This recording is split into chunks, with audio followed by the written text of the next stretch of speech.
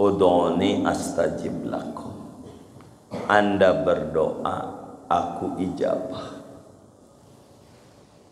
Timbul pertanyaan bagi orang yang bertauhid. Saya ini udah doa,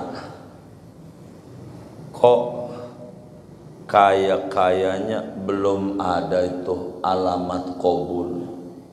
Dari dulu nih proyek jualin rumah kagak laku-laku. Rumah siapa? Rumah orang. Iyalah pasti dia dijual, kagak kita jualin. Kita ngewarung kok enggak laris-laris. Ini bagaimana?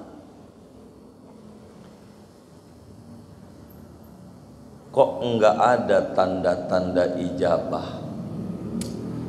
Gua males sama doa. Habis gua udah minta sama Allah, belum juga dikasih. Ampe niari, innama yu'limu kalman'u li adami fahmika anil laifi. Anda kecewa sama Tuhan karena Anda tidak paham. Mata fatahalaka babal fahmi fil man'i adal man'u ainal atai. Bila Allah buka mata kalbunya, paham rahasia di balik skenario Tuhan, dia bakal berkata, itu bukan ditolak oleh Tuhan, tapi diberi yang lebih baik dari yang diminta. Saya ini demen memberikan ilustrasi. Tidak lebih bagaimana dipikirkan supaya ngaji pulang ngerti. Kita ini sebetulnya dalam kacamata agama masih bocah apa udah dewasa. Inilah kajian kita menutup qiyamuhu binafsi. Gitu.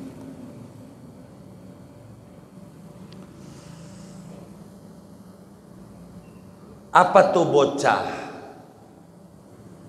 Dalam kajian tauhid, bocah itu kerjaannya suka ngambekan. Bocah itu suka ngambekan. Biar kata umurnya udah 70 tahun, kalau suka ngambekan namanya masih bocah. Biar kata umurnya 10 tahun, kalau enggak suka ngambekan namanya dewasa.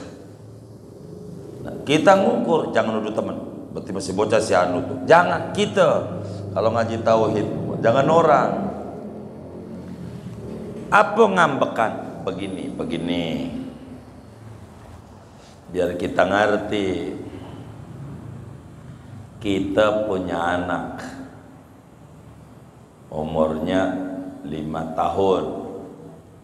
Anak kita pagi-pagi minta es krim sama kita. Pagi-pagi minta es krim sama kita. Ya, beli es krim ya. Es krim. Enggak kita kasih. Kita sebagai bapaknya kagak ngasih. Nih bocah nih umur 5 tahun teh. Ngambek nggak? Ngambek nggak? Ngambek. Kenapa ngambek? Enggak dibeliin es krim. Minta es krim enggak dikasih. Dia ngambek. Ngambeknya itu menuduh yang tidak-tidak sama bapak. Kata tuh si bocah, ayah saya pelit. Ayah saya pelit. Ayah saya tidak sayang sama saya. Papa saya kagak cinta sama saya. Ayah saya kagak baik sama saya. Kenapa dia menuduh begitu? Karena permintaannya tidak dituruti. Kita sebagai ayahnya bukan gak punya duit. Alhamdulillah duitmu ada di dompet juga, di kantong juga ada timbang es krim. Tapi kita paham tentang kehidupan bocah anak kita. Dia pagi-pagi minta es krim, belum sarapan. Ini kalau dituruti jadi bahaya sama dia. Kalau dituruti jadi merugikan dia. Kita bukan pelit, duit ada, cuman belum sarapan, masih pagi, bisa batuk kalau dituruti, bisa pilek, bisa sakit perut. Kalau udah sakit kagak bisa main gundu sama temennya, nggak bisa main congklak sama temennya, nggak bisa main bola sama temennya karena sakit. Tapi si bocah menuduh tetap ayah saya tidak sayang sama saya, ayah saya pelit sama saya, ayah saya kagak baik sama saya. Padahal kita ini bukan pelit, bukan ayah yang enggak memperturuti setiap permintaan anaknya tuh. Ayah pelit apa enggak? Nah, bila ada anak minta sama ayahnya lalu enggak dituruti, ayah begitu pelit atau tidak? Hah? Pelit atau tidak? Hah? Kenapa tidak? Hah? Karena tahu ayah yang tidak memperturuti kemauan anaknya, ayah yang cinta anak apa ayah yang benci anak?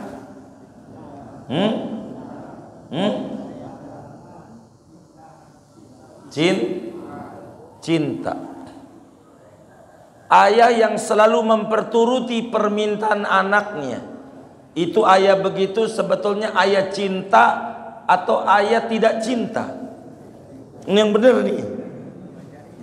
Hah? Iya, ayah cinta atau tidak cinta? Kenapa tidak cinta? Hah? Iya. Jadi ayah yang baik tidak semua yang diminta oleh anaknya dituruti.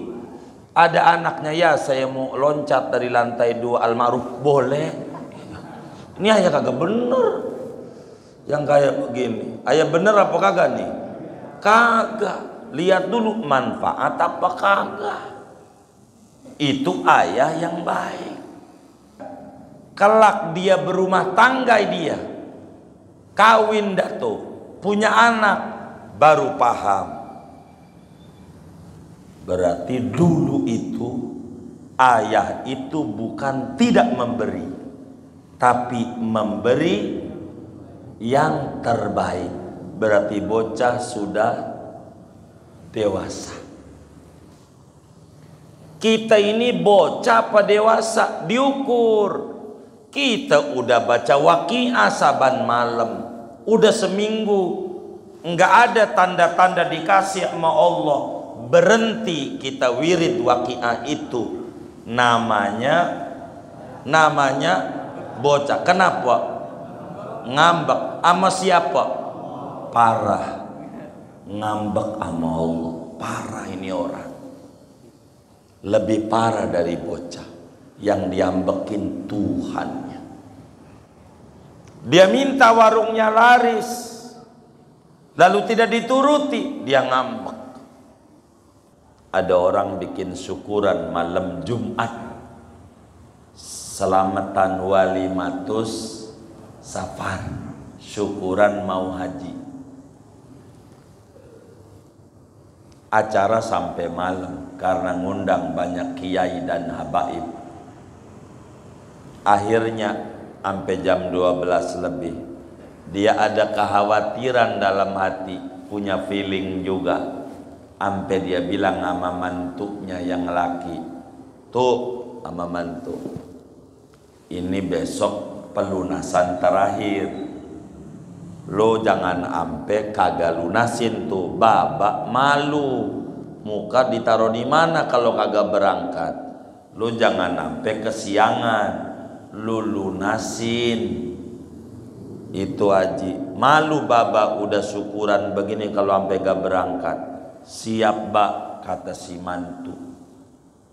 Lah bebenah malam itu ampe subuh, mantu borok ngelunasin, sholat Jumat juga kagak,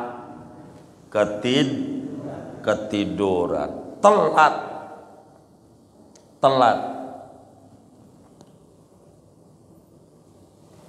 Udah si mantu dimaki-maki sama si mertua, mantu kurang ajar, mantu bangor, tau bangor nggak? Udah parah banget dah tuh, begitu.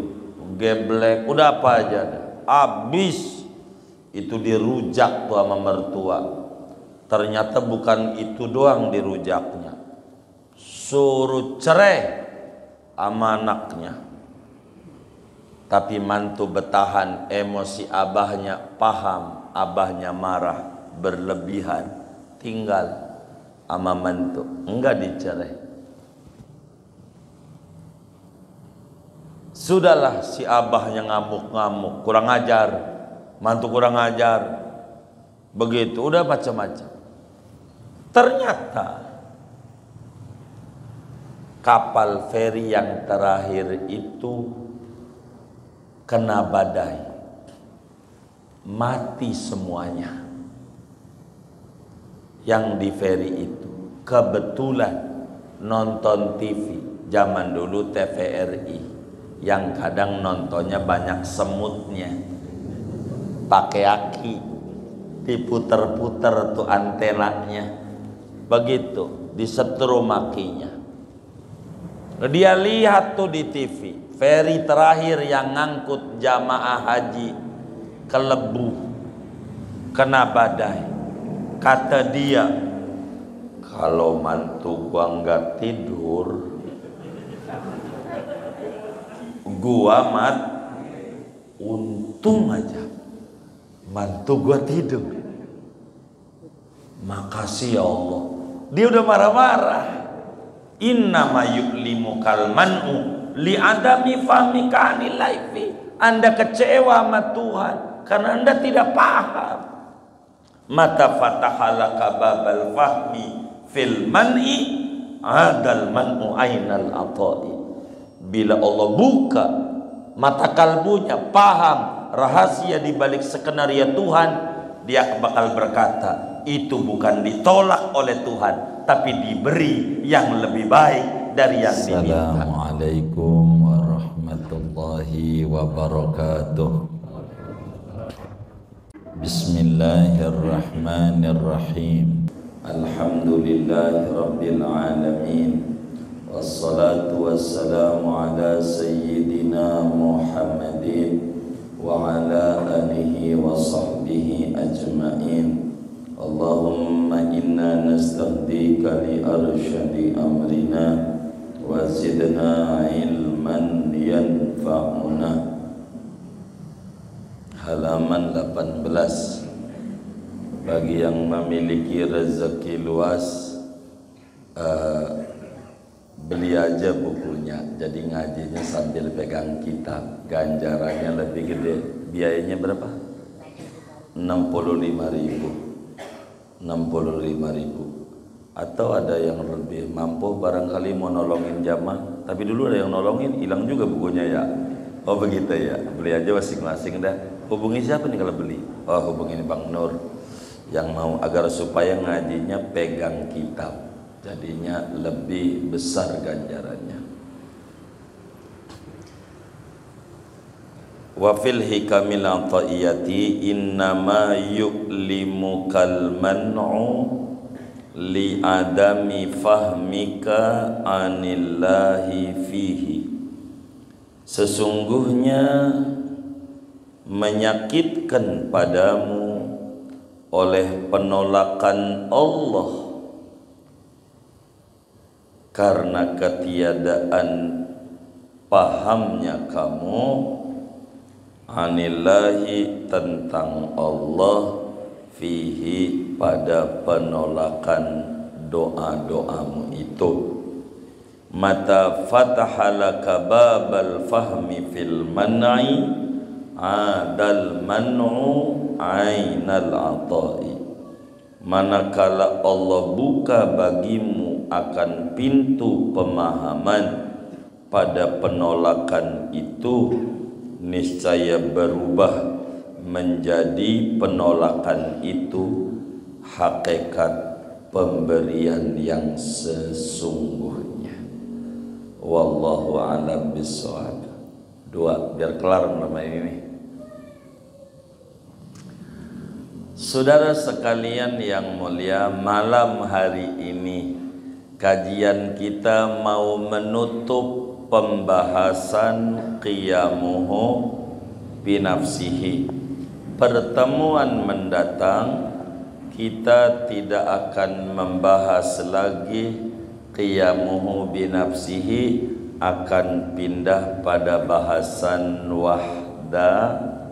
wahdaniyat. Sebagaimana dimaklumi oleh kita bahwa di antara sifat wajibnya Allah adalah qiyamuhu binafsihi. Allah itu berdiri sendiri. Berdiri sendiri itu bahasa simpruknya kaya raya. Kaya raya itu bahasa gampangnya tidak butuh. Jadi yakinilah di dalam hati bahwa sifatnya Allah itu tidak butuh. Berarti kita bukan Allah.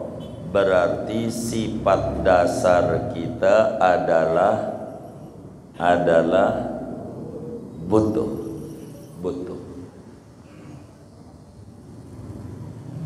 Adalah sifat dasar kita adalah butuh. Karena itu bagi orang yang sudah mengkaji qiyamuhu binafsihi dalam beberapa termin ini, saya kurang faham apa udah 10 kali ini dari awal bahas qiyamuhu binafsi atau berapa kali ini. Malam ini terakhir, seyogianya seorang mukmin yang yakin seyakin-yakinnya bahwa Tuhan itu sifatnya qiyamu binafsihi, seyogianya banyak-banyak menyatakan doa, banyak-banyak berdoa, menyatakan hajat dia kepada Allah sebagai kesadaran bahwa kita ini makhluk yang sifatnya butuh. Jangan kita malas doa. Betapa banyak dalam Al-Quran ayat-ayat yang menuliskan tentang doa-doa para nabi. Banyak dalam hadis-hadis dituliskan tentang doa-doa Rasulullah sallallahu alaihi wasallam. Doa. Bila kita paham sifat Allah itu tidak butuh, dan kita paham sifat kita butuh, maka kita kudu berdoa. Dan kalau doa, pahami, ud'uni astajib lakum. Anda berdoa, aku ijabah. Timbul pertanyaan bagi orang yang bertauhid, saya ini udah doa, kok kayaknya belum ada itu alamat qabul. Dari dulu nih proyek jualin rumah kagak laku-laku. Rumah siapa? Rumah orang. Iyalah pasti dia dijual kagak kita jualin. Kita ngewarung kok enggak laris-laris. Ini bagaimana? Kok enggak ada tanda-tanda ijabah? Gua males sama doa. Habis gua udah minta sama Allah, belum juga dikasih. Ampe niari begitu, ampe mau turun nih, belum juga. Kata dia begitu, ngobyeknya belum gol-gol, emang bola begitu, ditendang kagak. Ini bagaimana ini? Orang yang kecewa sama Allah, udah doa enggak dikasih, berhenti. Udah sholat duha jalanin seminggu, warungnya enggak laris, berhenti. Tahu doang sholat duha, ngerjain enggak. Ada yang kayak begitu. Mana orangnya ngaji juga lagi malam ini? Enggak, itu nuduh enggak gitu. Ada orang udah baca waqiah, berhenti juga. Ada orang udah baca sholat nariyah 4444, berhenti juga. Ngerasa kagak ada tanda-tanda ijabah. Kenapa ini kecewa? Begitu. Kenapa nih kecewa? Kurang paham qiyamuhu binafsihi. Begitu. Karena itu kata Ibnu Athaillah, innama yu'limukal man'u li adami fahmika anillahi fihi. Anda kecewa kepada Allah ketika belum ada tanda-tanda diberi, ada penolakan kayaknya dari keinginan, karena Anda kurang paham Tuhan. Kalau kurang paham tentang Tuhan, maknanya kurang paham tentang diri. Sebab man arafa nafsa faqad arafa rabbah. Siapa mengenal diri, mengenal Tuhan. Kalau dia menuduh yang tidak ama Allah, berarti ama dirinya belum ngerti. Singkatnya, saya mau terangin, ini ngaji sampai jam 12. Bagaimana ini? Sanggup nggak? Saya aja nggak sanggup. Begitu. Manusia di mata ulama tauhid ada dua. Ada orang dewasa, ada bocah. Pahami ini. Ada dewasa, ada bocah. Ulama fikih dulu biar kita enggak keliru memahami sebelum ngomongin tauhid. Ulama fikih, orang disebut dewasa salah satunya dari umur 15 tahun ke atas. Kalau umurnya udah 15 tahun ke atas, ini namanya dewasa. Bahasa Arabnya baligh. Kalau belum 15, baru 7 tahun, 8 tahun, bahasa hukum Islam namanya masih bocah. Kenapa masih bocah? Iya, kenapa belum balik?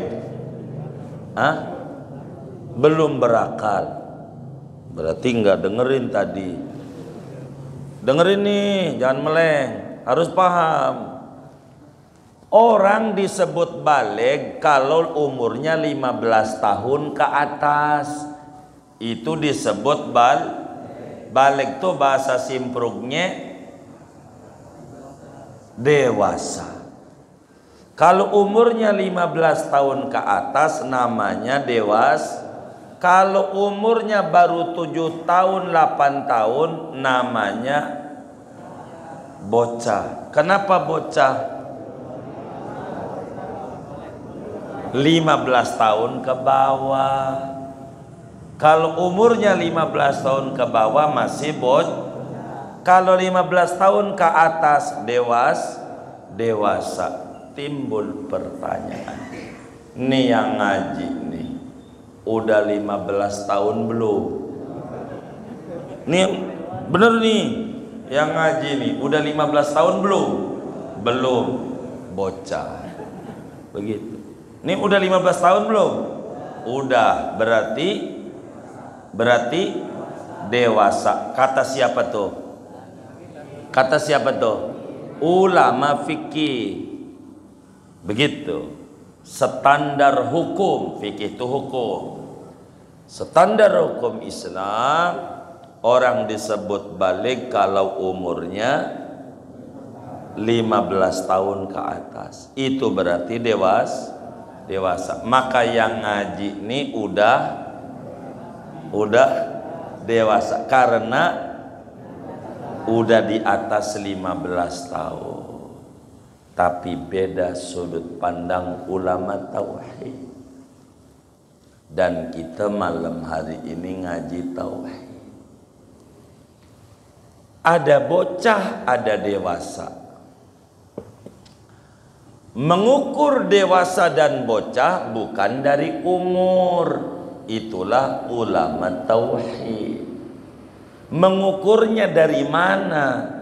Dari perjalanan spiritual. Dari perjalanan spiritual. Perjalanan ruhani. Bila mana perjalanan ruhaninya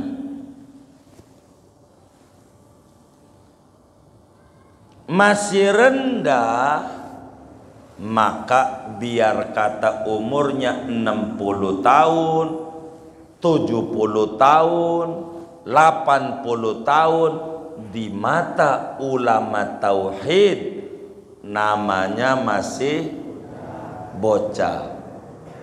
Walaupun sudah ubanan, tetap masih, karena perjalanan ruhaninya masih rendah. Walaupun umurnya 7 tahun 8 tahun, kalau perjalanan ruhaninya sudah jauh, namanya sudah walaupun di bawah 15.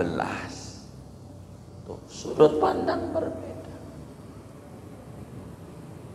Nah, tinggal kita ukur.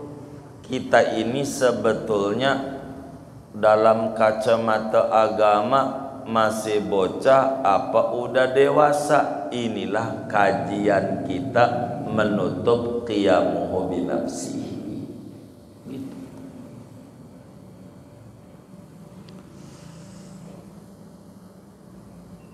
Apa tuh bocah?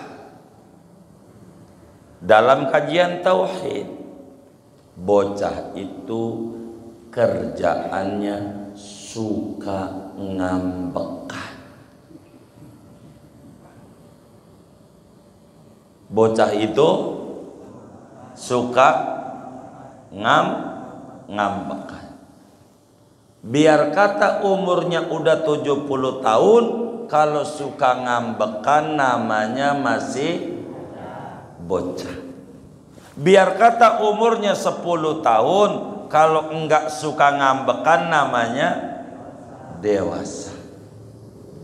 Nah, kita ngukur, jangan nuduh teman, berarti masih bocah si anu tuh. Jangan kita kalau ngaji tauhid, jangan orang. Apa ngambekan? Begini. Biar kita ngerti. Kita punya anak umurnya 5 tahun. Anak kita pagi-pagi minta es krim sama kita. Pagi-pagi minta es krim sama kita. Ya, beli es krim ya. Es krim. Enggak kita kasih. Kita sebagai bapaknya kagak ngasih. Ini bocah nih umur 5 tahun nih. Ngambek nggak? Ngambek. Kenapa ngambek? Enggak dibeliin es krim. Minta es krim enggak dikasih. Dia ngambek. Ngambeknya itu menuduh yang tidak sama bapak. Kata tuh si bocah, ayah saya pelit. Ayah saya pelit. Ayah saya tidak sayang sama saya. Papa saya kagak cinta sama saya. Ayah saya kagak baik sama saya. Kenapa dia menuduh begitu? Karena permintaannya tidak dituruti. Kita sebagai ayahnya bukan gak punya duit. Alhamdulillah duitmu ada di dompet juga. Di kantong juga ada timbang es krim. Tapi kita paham tentang kehidupan bocah anak kita. Dia pagi-pagi minta es krim, belum sarapan. Ini kalau dituruti jadi bahaya sama dia. Kalau dituruti jadi merugikan dia. Kita bukan pelit, duit ada, cuman belum sarapan, masih pagi, bisa batuk kalau dituruti, bisa pilek, bisa sakit perut. Kalau udah sakit kagak bisa main gundu sama temennya, nggak bisa main congklak sama temennya, nggak bisa main bola sama temennya karena sakit. Tapi si bocah menuduh tetap ayah saya tidak sayang sama saya. Ayah saya pelit sama saya.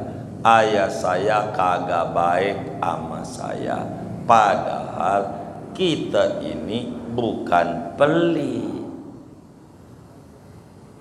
Bukan ayah yang enggak memperturuti setiap permintaan anaknya tuh. Ayah pelit apa enggak? Nah, bila ada anak minta sama ayahnya lalu enggak dituruti, ayah begitu pelit atau tidak? Hah? Pelit atau tidak? Hah? Kenapa tidak? Hah? Karena tahu ayah yang tidak memperturuti kemauan anaknya, ayah yang cinta anak apa ayah yang benci anak?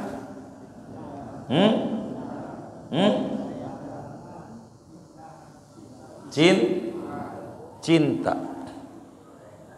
Ayah yang selalu memperturuti permintaan anaknya, itu ayah begitu sebetulnya ayah cinta atau ayah tidak cinta? Ini yang benar nih. Iya, ayah cinta atau tidak cinta? Kenapa tidak cinta? Iya. Jadi ayah yang baik tidak semua yang diminta oleh anaknya dituruti. Ada anaknya, ya saya mau loncat dari lantai 2 Al-Ma'ruf, boleh. Ini ayah kagak bener.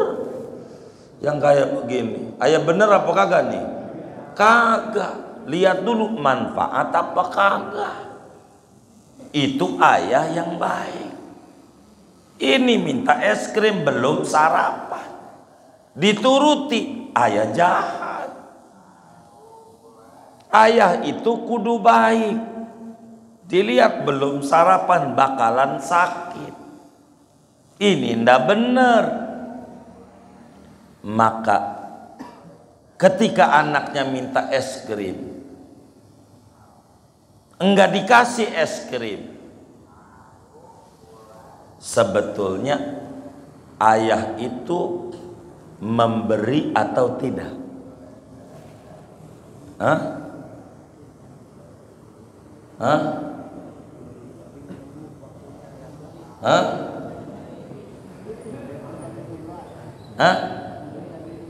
Memberi tapi ditunda. Begitu jawabannya.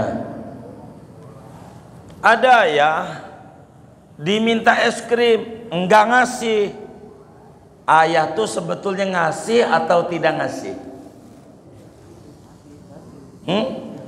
Ngasih atau tidak? Ngasih. Ngasih apa? Ngasih apa? Ngasih atau tidak ini? Ngasih apa? Pelajaran.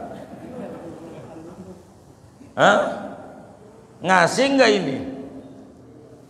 Anaknya minta es krim pagi-pagi, lalu enggak dituruti. Sebetulnya si ayah nih ngasih atau tidak? Nyampe ke saya supaya ini ya, biar cepat saya ini ngaji. Kelamaan jawabnya. Ayo dong, biar cepat saya, biar paham, jangan takut jawab. Jadi enak ngaji ini. Begitu. Jadi ada anak minta es krim enggak dituruti. Itu sebetulnya ayah ini memberi atau tidak? Memberi tapi ditunda.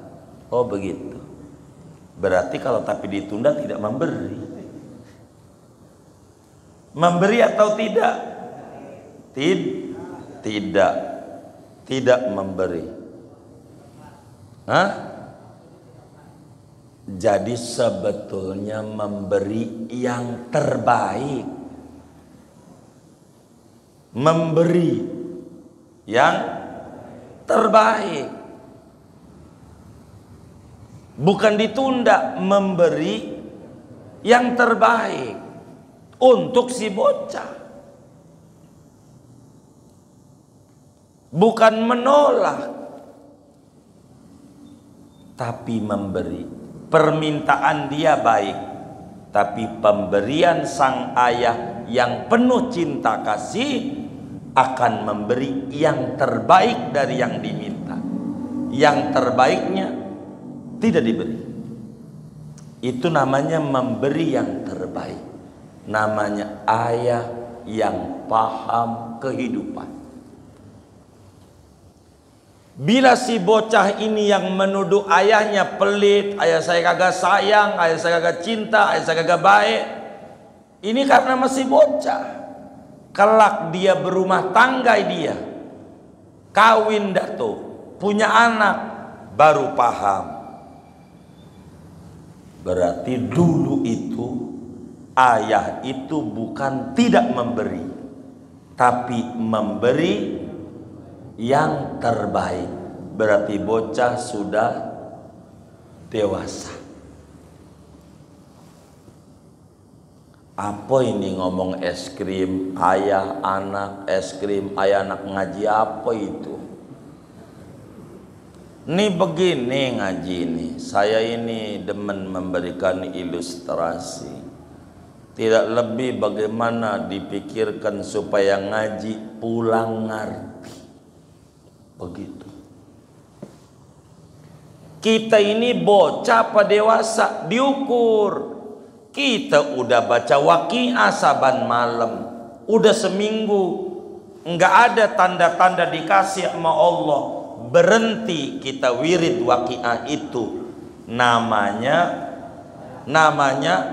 bocah. Kenapa? Ngambek sama siapa?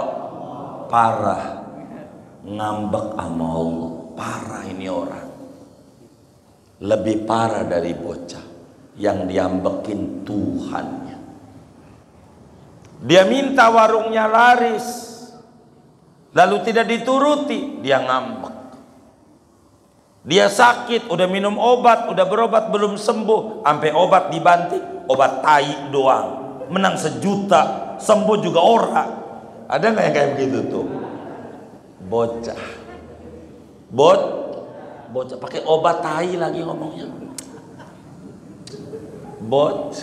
Bocah ngam sama siapa? Sama Allah. Tapi umurnya udah 60 tahun. Bocah, perjalanan spiritualnya masih rendah. Belum mengerti Tuhan. Belum mengerti. Dia udah sholat duha, udah dijalanin, disaranin sama kita sholat duha aja, nggak ada perubahan. Usahanya berhenti, tahu doang sholat duha ngerjain orang. Namanya bocah. Ngambek sama siapa? Sama Tuhan. Kata Allah, lu ngambek sama gua, masih banyak yang nurut. Emang makhluk lu doang? Kagak. Terserah lu mau ngambek. Begitu. Yang rugi lu bukan gua mau qiyamu binafsi sifatnya begitu. Jadi kita malam hari ini merenung, bocahkah Anda atau dewasakah Anda? Maka ngaji malam ini innama yu'limukal man'u li adami fahmika anillahi fihi. Sesungguhnya Anda ngambek ame Allah ketika ditolak permintaannya, lalu berhenti menuduh Tuhan tidak sayang sama gua, Tuhan kagak dengerin permintaan gua. Mana udhuni astajib lakum, mana wa idza salaka ibadi anni fa inni qarib ujibu da'wata da'i da'ani. Mana itu? Mana? Yang kayak begini sebetulnya li adami fahmika anillahi fi. Anda masih bocah, Anda belum mengerti Tuhan. Perjalanan spiritual Anda masih rendah, masih ngambek sama Allah. Bila sang bocah ini sudah dewasa, mata fatahalaka babal fahmi fil man'i adal man'u ainal a'dha'i. Bila dibukakan hijab dalam kalbunya, ada cahaya Tuhan, mengerti rahasia kehebatan Tuhan, sebetulnya Tuhan bukan menolak tapi memberi yang terbaik buat saya. Kalau malam ini kita dikasih duit banyak, ya kita udah di puncak, udah di Bali, udah di pantai cerita, udah di Gucci. Kalau duitnya banyak, udah jalan-jalan. Kenapa enggak dikasih duit banyak? karena bakal ngeluyur ke tempat-tempat yang enggak, maka dikasih duit dikit aja daripada di rumah diomelin bini, mendingan ngaji malam Jumat. Begitu kata kita. Begitu. Ini gua ngaji aja deh, tenang. Jadi Allah tuh memberi itu bukan enggak memberi. Permintaan kita baik. Permintaan kita baik, tapi pemberian Tuhan lebih baik. Jangan dikata kudu sama. Ayah yang baik tidak memperturuti semua yang diminta anak, tapi ditinjau dulu. Ketika anak minta loncat dari lantai 2, jangan. Ini permintanya tidak baik. Ketika anak minta es krim belum sarapan, jangan. Tapi nggak ngomong jangan, siap. Tapi diberi dengan yang lebih baik. Begitulah cara Allah kepada kita. Kalau badan kita dikasih sehat, waduh, ke Muara Gembong lagi, mancing lagi, udah kasih sakit aja daripada di rumah di masjid. Begitu kita. Cara Allah itu indah. Jangan berburuk sangka. Jangan sama Allah. Kalau sudah kita berburuk sangka sama Allah, derajat kita akan turun dari dewasa menjadi bocah. Maka malam hari ini Anda harus merenung, masih bocahkah atau sudah dewasakah kita? Ini yang paling penting. Jangan dikit-dikit nyalahin Allah. Tuhan, engkau ini gimana sih? Kayak anak buah kita Allah. Kita omel-omelin mulu. Udah kayak kita hamba paling benernya aja. Ini kan gak bener hamba kayak begini. Sadarilah kebaikan Allah banyak sama kita. Sampai nih hari kita masih makan. Makannya bukan sekali, 3 kali sehari semalam. Itu juga udah belum termasuk bakso, mie ayam, ketupat laksa kampung kecil, belum masuk. Begitu bubur Betawi Gang Amsar, Cipulir belum masuk. Sotomi, mie Juhi Bayoran belum masuk. Gorongan Haji Cone belum masuk. Soto Yakub Kebon Mangga 4 belum masuk. Yang kayak begitu masih ngeluh juga sama Allah. Innalillahi wa inna roji'un. Kurang baik apa Allah sama kita? Kita yang banyak kurang baiknya. Jangan nyalain Allah. Lihat Rasulullah Sallallahu Alaihi Wasallam sebagai teladan sejati. Pergi ke Taif dari Mekah. Niat mau ngapain? Dakwah. Mau ngajarin yang bener. Apa sambutan orang Taif? Sambitan, bukan sambutan. Lemparin batu. Padahal mau ngajak kebenaran. Lalu Nabi nyalain Allah? Kagak. Nyalain Allah? Kagak. Nyalain diri. Kata Nabi, Tuhan, saya mengadu.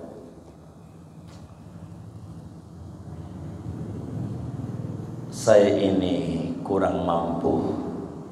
Sedikit siasat dakwah, hina di mata orang.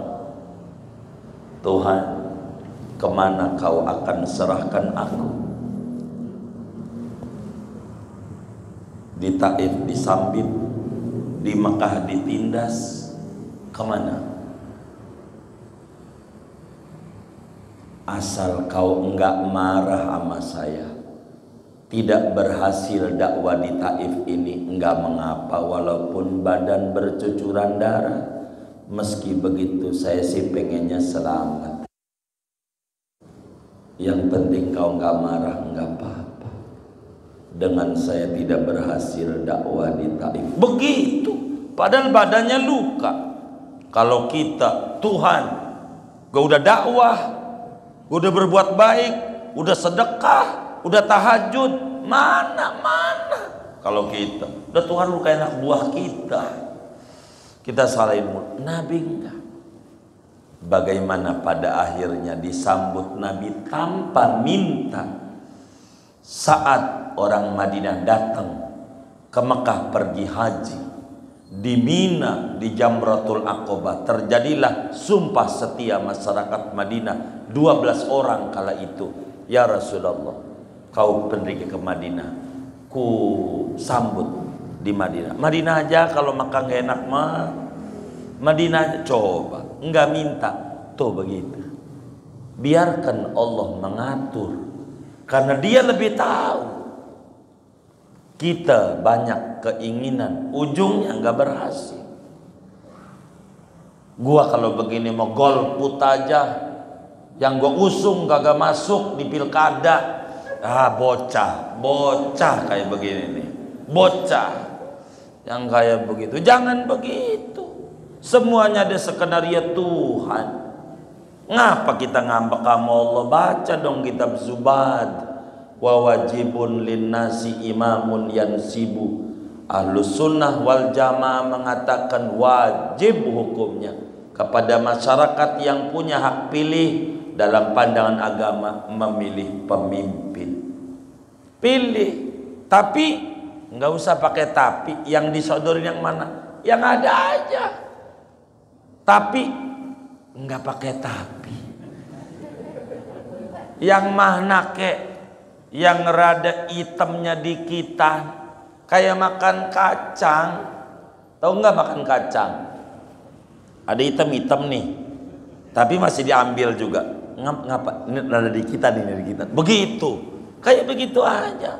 Jangan kita golput. Negara betul hak memilih. Boleh kita milih, boleh tidak. Itu negara. Tapi kita Muslim ada tuntutan di akhirat. Kita kudu milih, jangan enggak. Sayang, rusak nanti kalau kita enggak. Begitu. Kita bukan anak buah KPU, bukan. Tapi kita guru ngaji, harus bilangin nama Muslim. Anda berkewajiban di luar kewajiban berbangsa bernegara. Anda berkewajiban menjalankan ajaran agama Anda. Begitu. Milih. Begitu. Milih yang ini ujungnya Mulyono. Milih yang ini kayaknya Mulyono. Yang mana keh? Gitu. Cari aja yang Mulyo yes. Enggak no, ya kan? Begitu. Yang mana? Kita terserah Anda. Kita nggak maksa. Begitu. Dan kita kagak disuruh juga oleh negara, tapi berkewajiban sebagai Muslim ngingetin, jangan ngambek kita sama Allah. Jangan ngambek. Ngapa kita ngambek sama Allah? Begitu. Nggak usah. Kita ikuti alur skenir Tuhan. Kata Imam Ghazali di dalam Ihya Ulumuddin, laisa fil imkan abda mimma kan. Tidak ada yang lebih indah selain daripada alur suratan takdir yang terjadi. Mesti ada kebaikan. Di Pak Anies mesti Muslim yang bertauhid paham, tidak akan kecewa karena alur permintaan Tuhan itu begitu. Sampaikan bagi yang mengenal Pak Anies kayak begitu, bagi pendukungnya begini. Jangan begitu.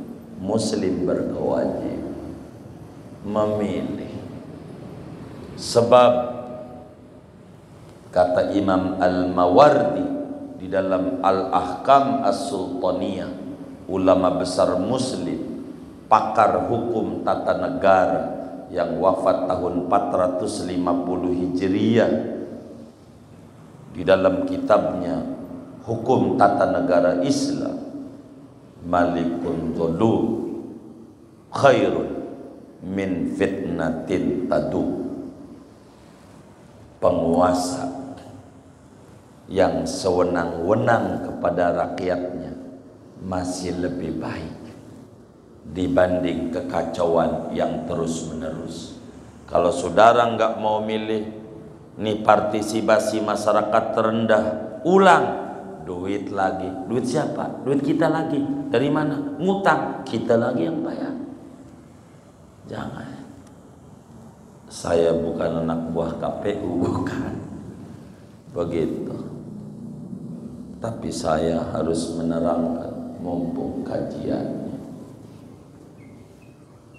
Jangan kecewa dengan apa yang terjadi.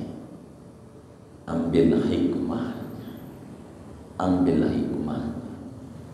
Muallim Syafi'i Adami rahimahullah rahmatal abrar menjabarkan pada bagian ini satu kisah menarik tahun 60-an. Begitu kata Muallim Syafi'i Adami rahimahullah. Dulu tahun 60-an haji masih gampang, pakai kapal laut. Kita bayar, berangkat. Sehingga ada orang bikin syukuran malam Jumat, selamatan walimatus safar, syukuran mau haji. Acara sampai malam karena ngundang banyak kiai dan habaib. Akhirnya sampai jam 12 lebih. Dia ada kekhawatiran dalam hati, punya feeling juga. Sampai dia bilang sama mantunya yang laki, tuh sama mantu, ini besok pelunasan terakhir. Lo jangan ampe kagak lunasin tuh, babak malu. Muka ditaruh di mana kalau kagak berangkat? Lo jangan ampe kesiangan, lo lunasin. Itu haji. Malu babak udah syukuran begini kalau ampe gak berangkat. Siap bak, kata si mantu. Lah bebenah malam itu ampe subuh. Mantu borok ngelunasin, sholat Jumat juga kagak, ketiduran, telat.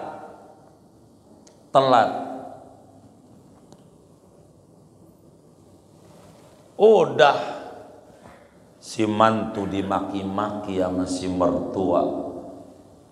Mantu kurang ajar, mantu bangor. Tau bangor gak? Udah parah banget dah tuh. Begitu. Geblek, udah apa aja dah. Abis itu dirujak tuh sama mertua. Ternyata bukan itu doang dirujaknya, suruh cerai sama anaknya. Tapi mantu bertahan, emosi abahnya paham, abahnya marah berlebihan, tinggal sama mantu, enggak dicerai. Sudahlah si abahnya ngamuk-ngamuk, kurang ajar, mantu kurang ajar, begitu, udah macam-macam. Ternyata kapal feri yang terakhir itu kena badai, mati semuanya. Yang di feri itu kebetulan nonton TV, zaman dulu TVRI, yang kadang nontonnya banyak semutnya, pakai aki, diputer-puter tuh antenanya, begitu disetrum akinya. Dia lihat tuh di TV, feri terakhir yang ngangkut jamaah haji ke Lebu kena badai. Kata dia, kalau mantu gua nggak tidur, gua untung aja mantu gua tidur. Makasih ya Allah. Dia udah marah-marah. Innama yu'limu kalman'u li adami fahmika anil laifi. Anda kecewa sama Tuhan karena Anda tidak paham. Mata fatahalaka babal fahmi fil man'i adal man'u ainal ata'i.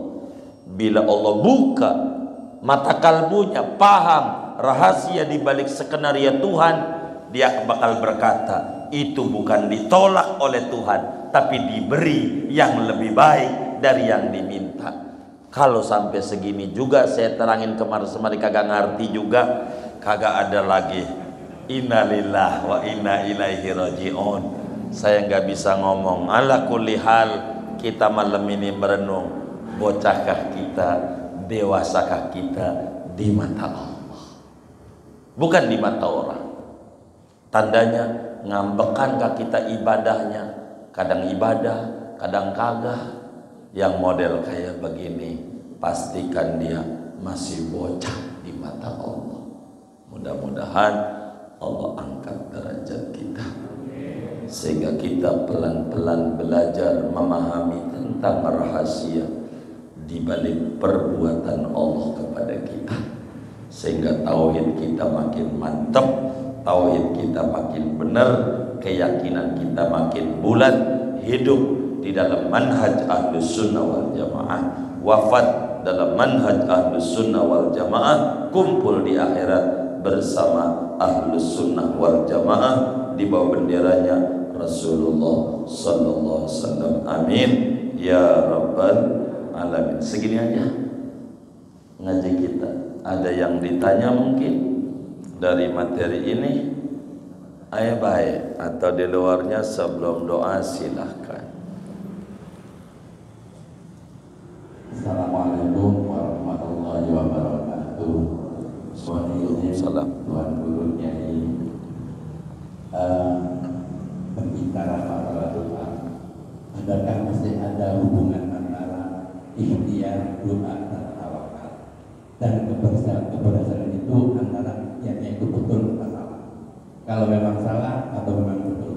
Pertanyaannya, mohon penjelasan antara ikhtiar, doa, dan tawakal. Hubungannya ikhtiar, doa, dan tawakal. Terima kasih. Ikhtiar, usaha. Usaha itu ada dua. Ada usaha zahir, ada usaha batin. Usaha batin namanya doa. Usaha zahir namanya ngewarung, dagang, ngobek, berobat, menikah, kalau pengen punya anak, menanam padi, kalau pengen panen, begitu seterusnya. Nyalon dewan, kalau pengen jadi dewan, nyalon gubernur, kalau pengen jadi gubernur, namanya ikhtiar zahir. Doa ikhtiar batin. Doa tembusannya kepada Allah. Bila sudah doa dengan maksimal, ikhtiar dengan maksimal, akhir kemudiannya baru tawakal. Serahkan kepada Allah, jangan ngatur Allah mau ngasih apa, karena Allah tahu yang terbaik untuk kita. Itulah doa ikhtiar dan tawakal. Begitu tawakal, begitu isinya dia juga. Tapi tawakal tidak bakalan ada kalau tidak ikhtiar. Kita pengen punya anak, tidur mulu di masjid, bini kagak dikelonin. Pengen punya anak, namanya bukan tawakal, tawakal. Begitu, kepengenan tanpa ada usaha. Ikhtiar itu bahasa Arab, bahasa kitanya usaha. Usaha ada dua, ada aspek zahir, kesana kemari, itu otak dan badan. Tapi usaha batin, lidah dan hati mengadu kepada Allah. Sudah itu baru serahkan kepada Allah. Itulah doa ikhtiar dan tawakal. Kurang lebih demikian. Allah a'lam. Kita baca Fatihah. Ini ada infak dari agen gas 1,5 juta. pahalanya untuk almarhum Haji Yusuf Sukardi bin Haji Ibrahim Sukardi, Amin bin Bian, Bapak Wana Sutisna bin Iin Tanedi. Kita baca Fatihah, moga hamba Allah ini infaknya diterima oleh Allah, diganti berlipat ganda, diberikan rezeki yang luas, yang halal, yang barakah. Allah kabul hajat dunia, hajat akhiratnya. Allah lancarkan usaha-usaha dan ikhtiarnya. Allah subhanahu wa ta'ala berikan solusi terbaik dalam segala hal ikhwal urusannya. Allah subhanahu wa ta'ala sehatkan zahir batinnya, diri keluarga dan anak-anaknya. Almarhum yang beliau niatkan semua kuburnya menjadi raudhah min riyadil jannah. Allah bahagiakan di alam barzakhnya, Allah muliakan di alam barzakhnya, Allah senengin di alam barzakhnya. Amin. Al-Fatihah.